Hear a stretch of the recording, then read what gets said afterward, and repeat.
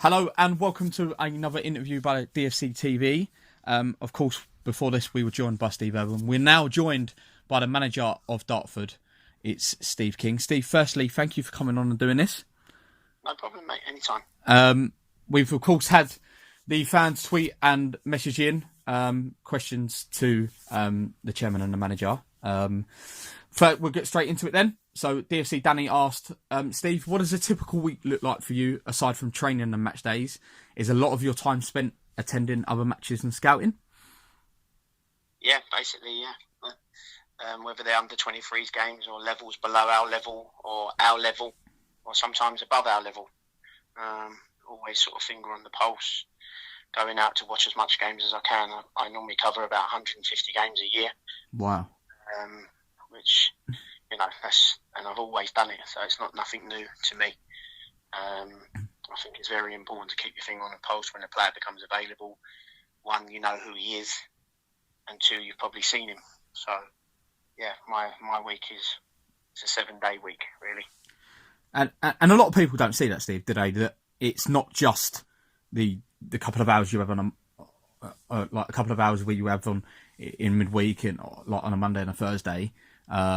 It's the fact that it's all that behind the work scenes, like obviously studying the other teams, working on tactics and stuff, things like that. It's not just those training sessions that you have; it's all the hard yards that you put in to get where Dartford have been so far this season, isn't it? Oh yeah, 100%. It's what I call an 8-day-a-week job. People in the game will understand that. It's just constantly always on your phone. You're always planning. You're always something's happening.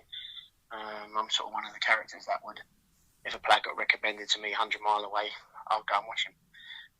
No matter what levels. I've turned up at some places where I could probably get a game myself. I will always listen to if someone's recommending something and it's got some substance behind it. I'll always go and have a look. So for me, it's not just like you say training Mondays and Thursdays. It's conversations, meeting people, going to meet players, going to meet agents of players, and trying to look at the next move all the time. Yeah, I mean, I think this next question is going to be a little bit hard to ask because of course we don't know what's going to happen with the current season. Mitchell Lim's going to ask about have you started putting plans in place for next season, and obviously plans for pre-season once COVID-19 goes, or is it a case of you are just waiting? Well, we got to wait until the outcome of this season happens first, which I think we're going to get more information early part of next week, Monday/Tuesday, whether the league will continue or not continue, or what their plan is, and then we can make our plan off the back of that. So really, it's a difficult question to answer, but I think if the football was to continue at some point, at some capacity, then we have got plan A and plan B for staying in the division or getting out of the division. Yeah, we'll talk about the squad a little bit. Henry Clark said about we've had a couple of loanees this season, but he said that is using quite a few loanees as a sustainable model, not in terms of affordability for the club, but the sake of consistency, ensuring commitment. What people got to realise is that I came into the club at not a very good time. I wouldn't have come into the club. So it was a club that was going in one direction, in my opinion. It needed a fresh face. It needed a change. It needed new injection of quality players added to existing players and relight the fires of the existing players as well. So it's a difficult situation. It's changing numbers. Players that I definitely wanted to get, I couldn't get because they're on contracts elsewhere. And the only market I could really go into was a loan market. I've got to say, the loan market, barring sort of one player that didn't really come in and do the business, which I thought he would have, the rest have come in and have been very, very good. Amrit's come in and been very good. Tariq Hyde's come in and been very good. Jacob Achimpong came in and was exceptional. So the little loans that we've had, I think they've worked. There's only one that didn't quite work out. But if you looked at the pedigree of that player, we were shocked that he didn't work. That happens. But that was the market we had to go into to get us out of the situation. and then the existing players that were there really, really stepped up to the plate. And along with the players that I brought in, we sort of gelled very quickly and sort of went on the run that we have done. Yeah, we'll speak about a bit about the club. Gary Hill's asked, what do you think the strengths are of the football club, and what do you think might need to change to potentially take that next step and take promotion, and then build a squad to compete in the National League Prem? I think the club's a very good club. It's on sound footing. It's not living above its means. There's good people in the club. Relationships are good. Tony Burnham has a great relationship with the chairman. I have a great relationship with Tony. So everything is in line with what I'd call in line. So I think it's, I've only been here 5 months, 4 months, whatever I've been here. I think it's been brilliant. The football's sort of taken care of itself and put a smile back on everybody's faces. And I think, it's a shame that the season's potentially ended now, and considering the run of form that we've been on. So to take the club forward, I think we're just one step at a time. We've just got to see where we are this year, what happens this year, and then we can sort of make plans for next season. So Steve, since you've been in the job, found a stat the other day, we're top of the form guide for the last 10 games, 15 games, 20 games and 25 games, averaging 2 points per game. Of course, in any league, that is championship form. Only Willstone in our league, the only other side to achieve that. That is some stat, isn't it? Yeah, when you point it out like that, it just goes to show you what a job that everybody's done. Like I said, it's always a massive team effort. But for the boys to have done that, considering where we were as well, to have come in for that, to be on that sort of run, yeah, so it's unbelievable stat, James. Is it does that just show just a credit to the boys and yourself and the management, that just how far you've come? Because of course, when you first got the job, I think it was around about end of October time. Dartford were around about fourth bottom. At the current state of it is as it is, we're sixth. That is some turnaround, isn't it? Yeah, and I say when you set leagues out in the beginning, you always look at, can you get 3 points at home? Can you get one away? So 2 points per game. And if you average that out over a whole season, you wouldn't be far off of winning the league. So for us to come in and change everything and change mentalities and change players and personnel and a style of football and everything, to have gone on from day one of walking in to get 2 points per game,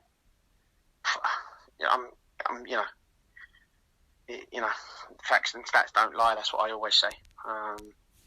So let's just hope that, at somewhere it will get continued, or if not, we can build and carry that form on to next season. Alex Jones asks, Steve King, you have turned things around since you've been here with us, being in the playoffs. If the league does get made void, he would say it's been a successful season. How do you think the current season should end? My opinion is, if we can play the season out, that's what I would love to see. Obviously, that could be a little bit of selfish reasons as well, because of the position we're in. But I think it's the right decision at some point, if it, when everything becomes safe. Now, whether that becomes June, July, August, I do believe the season should be played out. We can push the following season on a month and start that later. And where what normally happens in the first 6 weeks of the season, you play Saturday, Tuesday, you could possibly play that for the first 10 weeks of the season. Saturday, Tuesday. So you kept yourself back up again.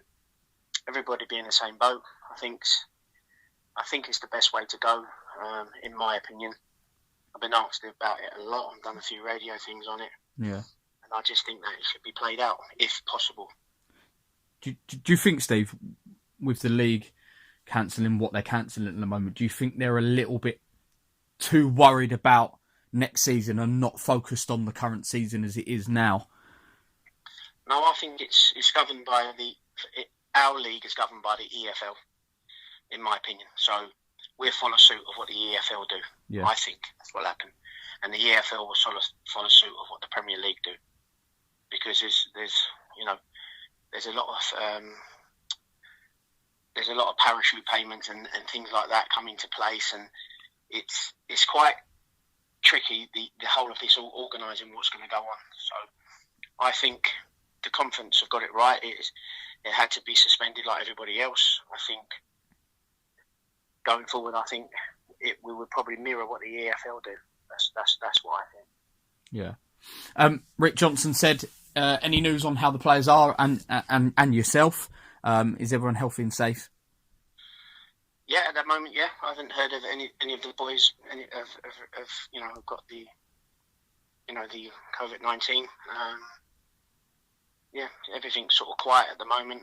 I've been in touch with them regularly on group texts and things like that. So we're just waiting to see our next move, as in we know more about what we're going to do as a group, and individuals come next week at some point. Then I can start knowing exactly where we are, what we're going to do, what we're not going to do. And then obviously in time, we'll then talk about what the plans are. Yeah. I mean, question for myself, if the season was to be cancelled and not be played again, you've been here roughly about 5 months now.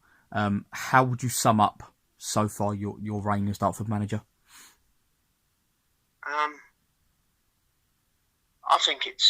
I think from, I always speak with honesty, as I always do. I feel that when I first joined the club, I felt it was going to be a season where we won one, drew one, lost one, won one, drew.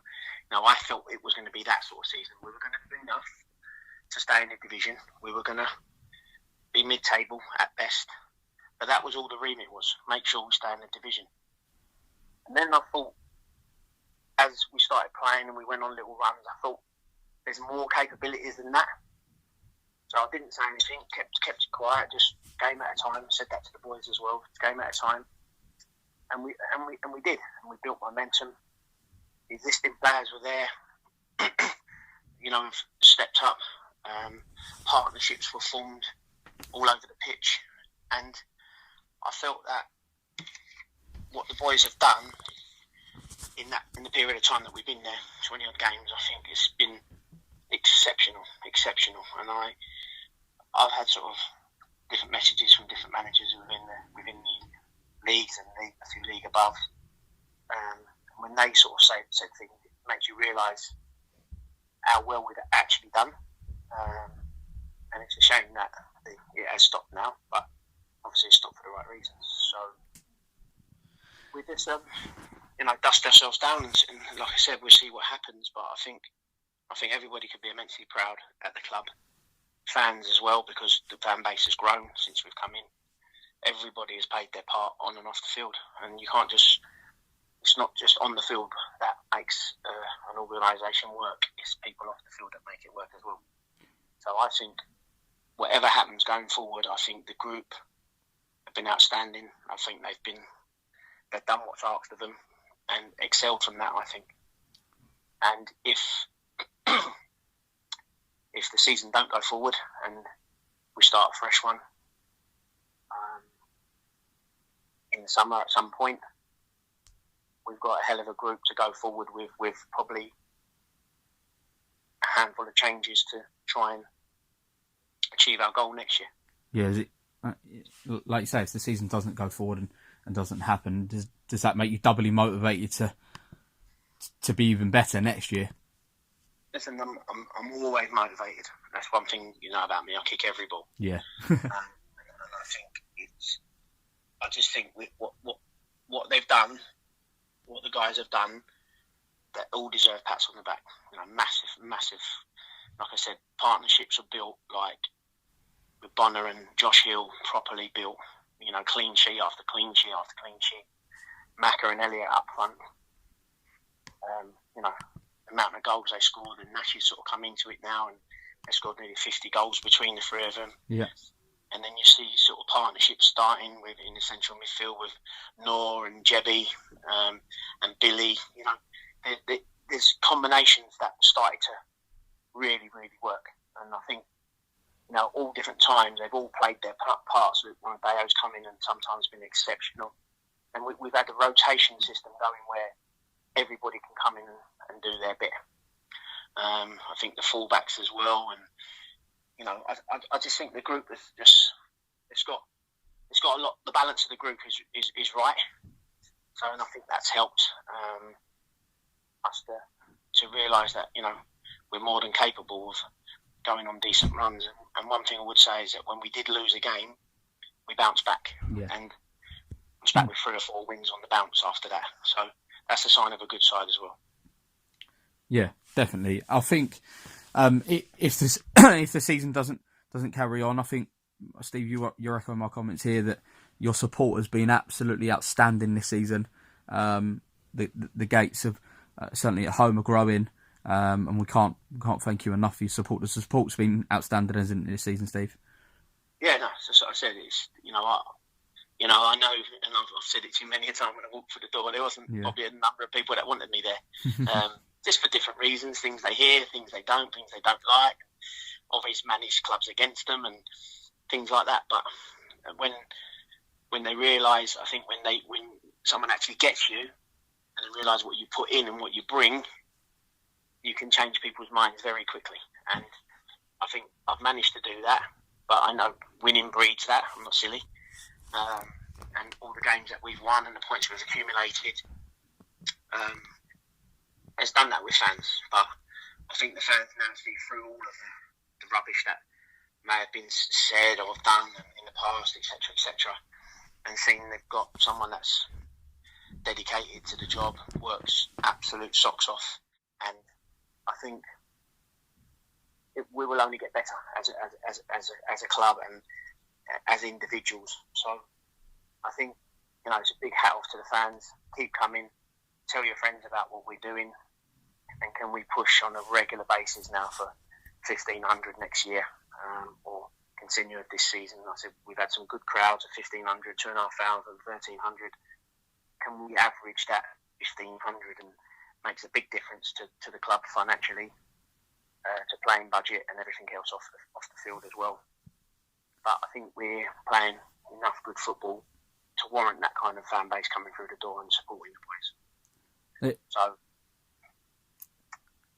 there you go, Dartford fans. There's your message from the Dartford manager. Come and bring your friends and your family, and come and see the players. I mean, I've been here 5 months now, working under the management, and he's certainly telling the truth. That management and the set of boys work ever so hard in what they're doing, and certainly going from fourth bottom right into the playoffs is no fluke. Inside and outside the club, it's a very good place to be at Dartford. So thank you for all your support this season. Let's hope we can continue the 2019-2020 season. But yeah, I'm sure that the fans would agree. Thanks for coming on, Stephen, and answering some of the questions. No problem, anytime.